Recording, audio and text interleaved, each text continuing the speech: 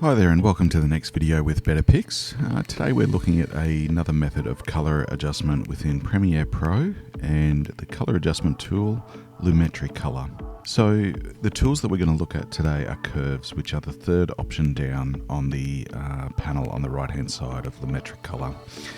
Now, curves, for those of you who edit photos, would probably be very familiar with that as an option of editing. And fortunately, the curves in Lumetri Colour work in a very similar way, certainly the RGB curves. There's two options, as I mentioned, RGB curves and hue saturation curves. RGB curves are very similar to the ones that you find in Lightroom and Adobe Premiere Pro. The hue saturation curves work a little bit differently, but as you can see, they're a great way to isolate saturation for particular colors within your footage, and not too hard to get the hang of, which is a good thing. So let's just have a look at RGB curves initially. You can see here we have a white option, a red, a green, and a blue option. Now the white option, when we look at our curves, works very similar and works across all colors and tonal ranges of the image. And it's basically, this tool is identical to the curves adjustments that you find in Photoshop, Adobe Premiere Pro, and Lightroom. So if we just click, we can see that there's a control point there, and if we raise it up to the top left-hand corner, the image gets brighter, and if we drop it down to the bottom right-hand corner, the image gets darker. Now, I'm pushing and pulling that curve in roughly the center at the moment, and that means that it's based on the center midtones of the image. If I take it down towards the bottom left-hand corner, it's going to affect the shadows more than it's going to affect the highlights, exactly the same as you would find in Photoshop. And if I take it up to the top right-hand corner and push that curve up, it's going to adjust the highlights and up and down. More specifically. Now you can create extra control points, so if you want to just increase and have a tighter control over those highlights, and if you want to decrease just the shadows and have tighter control over those shadows, you can see with that S curve, the same as images, it creates a more contrasty image. Same if I increase those shadows, decrease those highlights, it gives us a flatter image. So that there's less contrast. So that's a fantastic example of how the curves work.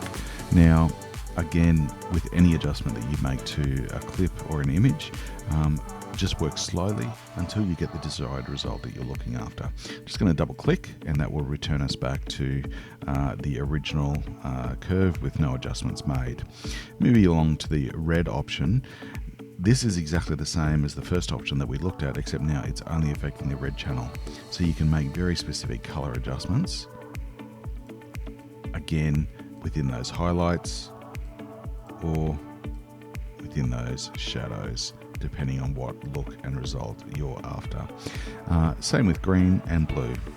In fact, you can have all of your color channels, red, green, and blue, as well as your overall brightness levels, all adjusted at the same time.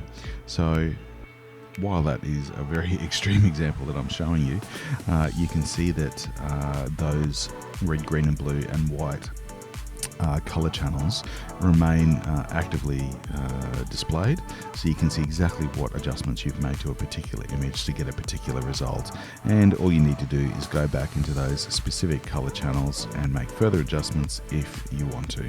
Again, double clicking on each of those colors will return them back to the original clip with no adjustments made. So you can see the RGB curves is a very powerful tool for making specific color adjustments to specific parts of the image, as well as overall brightness and contrast adjustments as well. Now, if we look at hue saturation curves, this curve is a little bit different in the way that it works, but it's still really effective and really quite interesting in the results that you get. You can see that we've got a curve with like a traditional color wheel, and then we have an inner white circle, which allows us to click and put control points. Now these control points mean that we can increase, in this example I've put in 3 control points, increase or decrease the saturation of specific areas. Now if I just put in one control point and I drag that into the center of the circle, you can see it's decreasing saturation. So clicking and controlling that control point on that circle to the inside and the outside is exactly the same as increasing and decreasing specific color channels for their saturation levels. So let's just double click and go back to the beginning. So again, click, create a control point, increasing and decreasing color.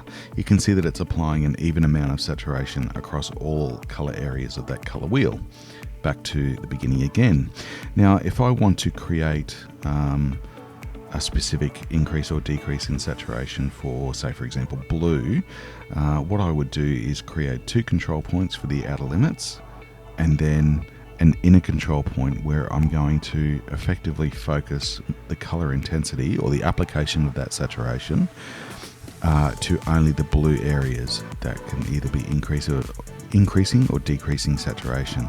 You can see when I pull it in, the blue is becoming quite flat and not as intense in color. If I pull it out to the outside, it's quite intense. Now, what we can also do is click on these different color swatches down the bottom, and that's going to give us a starting point for those 3 control points. Now, you can apply different control points to different parts of the image. For example, if I want to apply an increase in saturation to the blue and yellow areas, I just need to click both of those and those 3 control points will appear. Now, as I showed earlier, you can absolutely put in your own control points. You may wish to increase those control points around to include both yellow and green, in which case we're able to increase that saturation for right across that yellow and green area. Now, I'm just going to take it back to the beginning, pop in those control points for the blue and the yellow, and I'm going to increase the saturation for the yellow, which we can see the yellow in the sand has become quite intense, and for the blue as well. And we can see that it's increased the intensity of color in the blue area. I'm just going to open those up a little bit more just to help with that intensity. As you can see, it's had an immediate effect. So while the result overall is going to be the same, applying or reducing saturation, you can see with this particular hue saturation curves, we're able to adjust the saturation of specific colors, which is a great thing, and traditionally something that was a little bit more difficult to do within Premiere. So now, as I mentioned, you can really isolate the specific color channels you want to work on and increase or decrease that specific saturation.